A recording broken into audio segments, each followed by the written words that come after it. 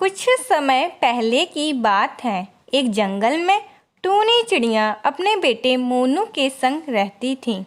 वह बहुत अकेली थी क्योंकि कुछ समय पहले ही उसके पति का देहांत हो गया था। वह अकेले ही अपने बच्चे का पालन पोषण करती थी। उसी जंगल में घमंडी कालू कौवा रहता था, जिससे टूनी के पति ने मरने से पहले कुछ अनाज उधार लिया था। एक दिन सुबह कालू टूनी के घर पहुंचता है। सुन टूनी, तेरे पति ने मरने से पहले मुझसे अनाज उधार लिया था। बहुत दिन हो गए, मेरा अनाज वापस कर। अगर कल तक तूने मेरा अनाज नहीं लौटाया तो मैं तेरे घर में आग लगा दूंगा। ठीक है कालू भाई, मैं कल तक आपका अनाज लौटा दूंगी। ना सुनकर कालू वहां से चला जाता है। टूनी मदद की उम्मीद से टिंकू तोते के पास जाती है। टिंकू भाई, आप मेरी कुछ मदद कर दीजिए, मुझे थोड़ा अनाज चाहिए। मैं कुछ ही दिनों में आपका अनाज लौटा दूंगी। नहीं टूनी, मैं तुम्हारी मदद नहीं कर सकता। टूनी उदास होकर वहां से लौट जाती है। ऐसा करती हूँ, मोनू को मिष्टी के घर छोड़ आती हूँ।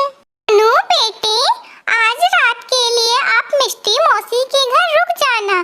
कल सुबह होते ही मैं आपको ले आऊंगी। दोनों मिष्टी के घर चले जाते हैं। मिष्टी बहन, आप एक रात के लिए मोनू को अपने पास रख लीजिए। मैं कल तक मोनू को लेने आ जाऊंगी। ठीक है मिष्टी बहन, इसमें पूछने की क्या बात है? मोनू भी तो मेरे बेटे जैसा ही है। जाओ बेटे, मिष्टी मासी के पास ही रहना, इधर उधर कहीं ना जाना। मासी को ज्यादा परेशान ना करना। जी माँ, मैं आपकी सारी बात मानूंगा। ठीक है मिष्टी, मैं चलती हूँ। टूनी वहां से चली जाती है। कुछ ही देर में कालू कौवा वहां पहुंचता है। टूनी, कहाँ है मेरा अनाज? तुम अभी तक लौटाने नहीं आई। कालू भाई, मुझे कुछ समय और दे दीजिए, मैं आपका अनाज अवश्य ही लौटा दूंगी। गुस्से में लौट जाता है। ये टूनी नहीं मानेगी। आज तो इस टूनी को मजा चखाऊंगा। रात होते ही इसके घर में आज आग लगा दूंगा। तो बेवजह ही डर रही थी और मोनू को मौसी के घर छोड़ आई। कालू भैया कितने अच्छे हैं, मैं कल ही जाकर मोनू को ले आऊंगी। रात हो जाती है। कालू मसाल लेकर टूनी के घर की ओर बढ़ता है। कालू भाई, मेरा घर ना जलाइए, मेरा एक छोटा सा बेटा है, वो मेरे बिना कैसे रहेगा? कुछ तो दया कीजिए। कालू नहीं मानता और टूनी के घर में आग लगा देता है। मासी, माँ अभी तक नहीं आई, मुझे उनकी बहुत याद आ रही है। चलो ना माँ के पास। ठीक है बेटा, चलते हैं। फिर दोनों टूनी के घर की ओर निकल जाते हैं। मासी, माँ तो यहाँ नहीं है और ना ही हमारा घर। माँ कहाँ चली गई? पता है बहन, कल टूनी के घर में किसी ने आग लगा दी, जिसमें टूनी की मृत्यु हो गई। सोनू सब कुछ सुन लेता है और रोने लगता है। माँ मर गई, अब मैं किसके साथ रहूँगा?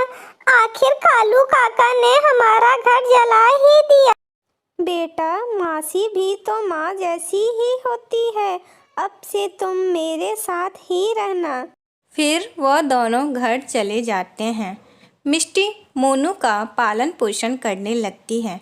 ऐसे ही कुछ समय बीत जाता है। मोनू अपनी मेहनत के कारण अमीर हो गया था।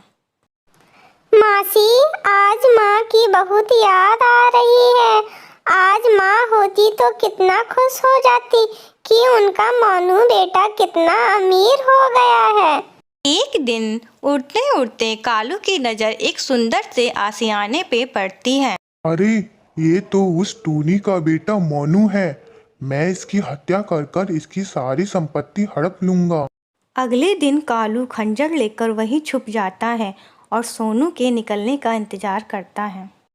जैसे ही सोनू निकलता है वह उसके पीछे पड़ जाता है। अरे सोनू, मरने के लिए तैयार हो जा। जैसे मैंने तेरी माँ की हत्या करी थी वैसे ही आज तुझे भी मार दूंगा।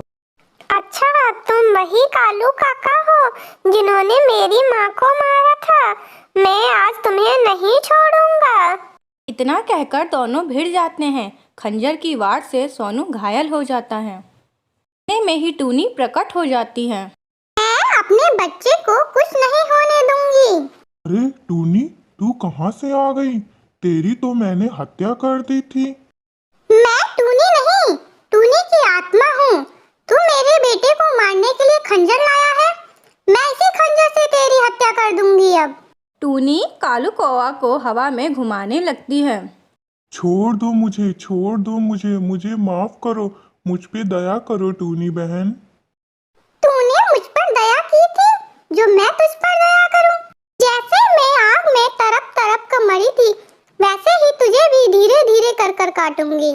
फिर टूनी उसकी गर्दन काट देती है और कालू मर जाता है। माँ, आप कहाँ थी? इतने दिनों तक मुझसे मिलने क्यों नहीं आई? मुझे आपकी बहुत याद आती थी। अब आप हमारे संग ही रहना। बेटा, मैं तुम्हारे साथ नहीं जा सकती। मैं मर चुकी हूँ। इतने दिनों तक मेरी आत्मा भटक रही थी।